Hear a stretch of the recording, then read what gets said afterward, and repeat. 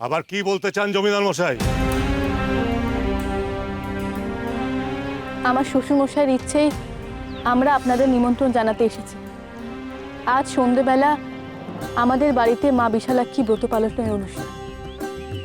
এই অনুষ্ঠানে আপনারা যাতে প্রত্যেকে আসেন তাই আমরা করজোড়ে আপনাদের নিমন্ত্রণ জানাচ্ছি। বাবা মশাইয়ের ইচ্ছে আপনারা সকলে মা বিশালাক্ষীর ব্রত পালন অনুষ্ঠানে উপস্থিত থাকুন। আর মাথা খারাপ হয়ে গেছে জমিদার মশাইয়ের। তিনি কি আমাদের নিদান ভুলে গেছেন? আমরা বারবার তাকে আমাদের নিদানের কথা স্মরণ করে দিয়েছি, তবুও তিনি ভুলে যাচ্ছেন। এটা মাথা খারাপের লক্ষণ ছাড়া আর কি হতে পারে? আমি আবার সমস্ত গ্রামবাসীকে আমাদের নিদানের কথা স্মরণ করিয়ে দিতে চাই।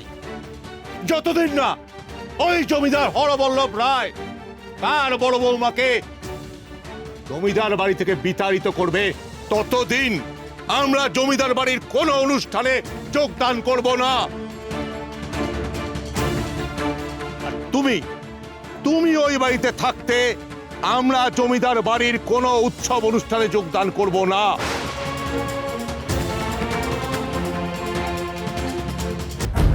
আপনার স্পর্ধা তো কম নয় বাচস্পতি মশাই।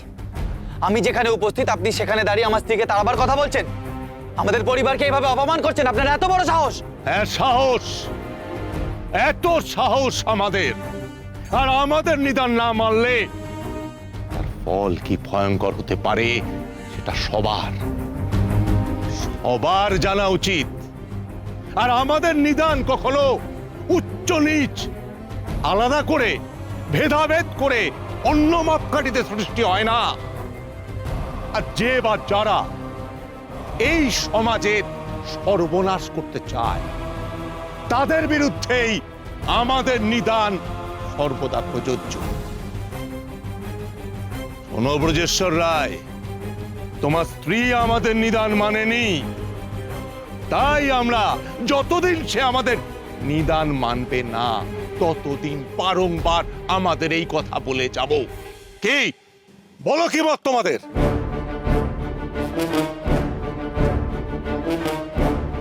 হ্যাঁ, আমরা আপনার সঙ্গে সম্পূর্ণ সহমত বাচস্পতি মশাই।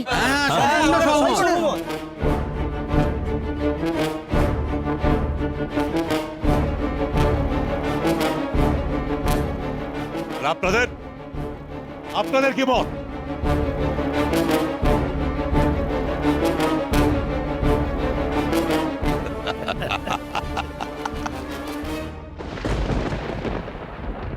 আপনারা বিশ্বাস করুন, এই ব্রত কেবলমাত্র আপনাদের আর এই গ্রামের মঙ্গলের জন্য।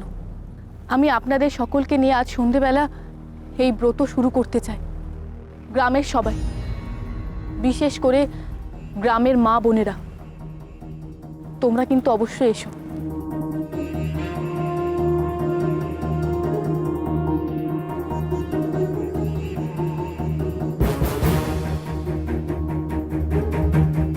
আমি এই জমিদার বাড়ির ছোট বউ।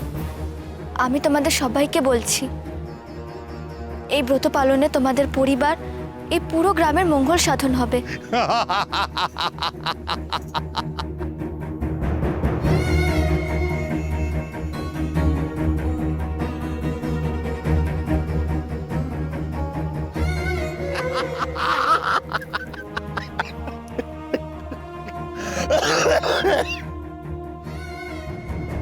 যাবে না,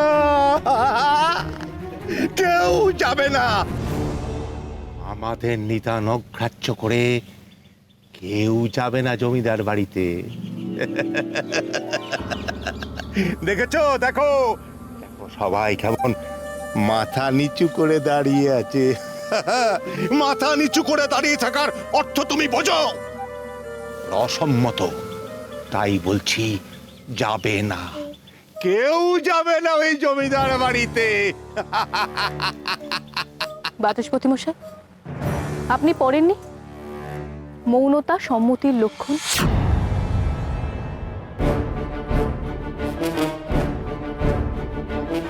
বটে, তুমি আমাকে লেখাপড়া শেখাচ্ছ? না বাচস্পতি মশাই, আমি আপনাকে স্মরণ করে দিলাম মাত্র।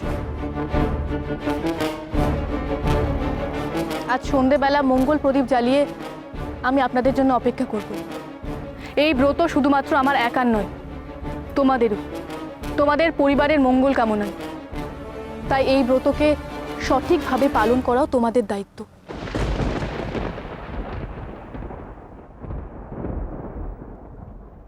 চলুন এবার। কাজটা কিন্তু ভালো হলো না বাচস্পতি মশাই, এর ফল আপনাকে ভুগতে হবে। চলো প্রফুল্ল।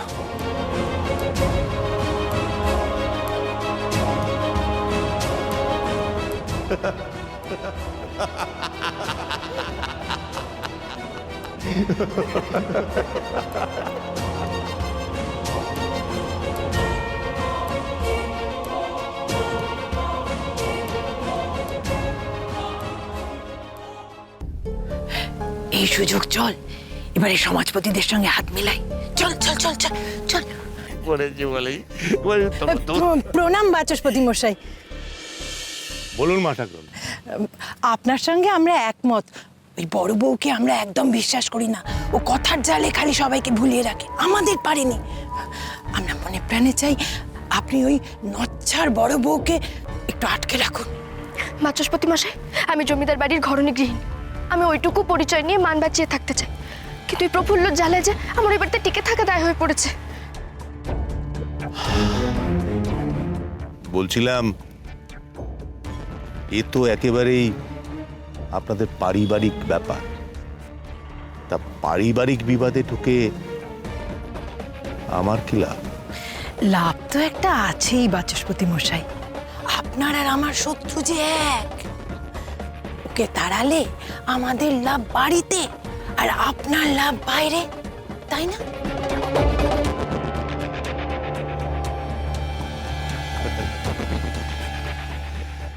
তুমি একদম নিশ্চিন্তে থাকো মা। এখন থেকে তোমার সংসারে বিরাজ করার দায়িত্ব আমার। দেখো, এখন থেকে প্রতি পদে হেনস্থা হবে ওই বড় বউ, আর ওই সংসারে একমাত্র বিরাজ করবে তুমি, শুধু তুমি।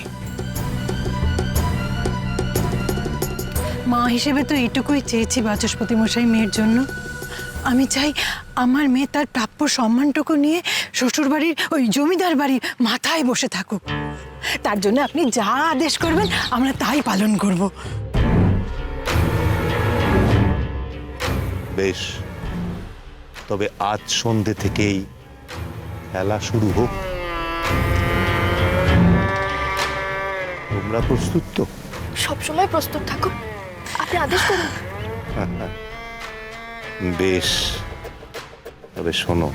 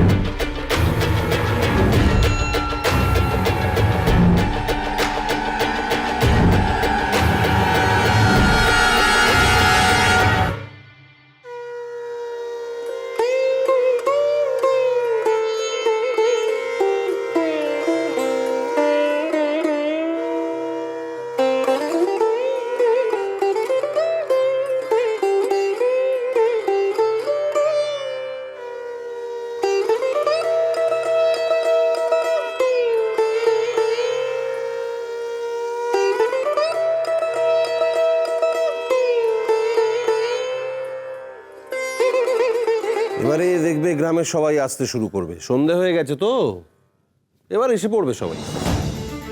কি জানি বাবা মশাই, আমি তো কিছুই বুঝতে পারছি না। তুমি আমার কথা বলেছিলে সবাইকে? হ্যাঁ বাবা মশাই। সবাই কি বললো? কেউ কিচ্ছু বলেনি। বাচস্পতি মশাইদের ভয়ে সবাই চুপ করেছিল।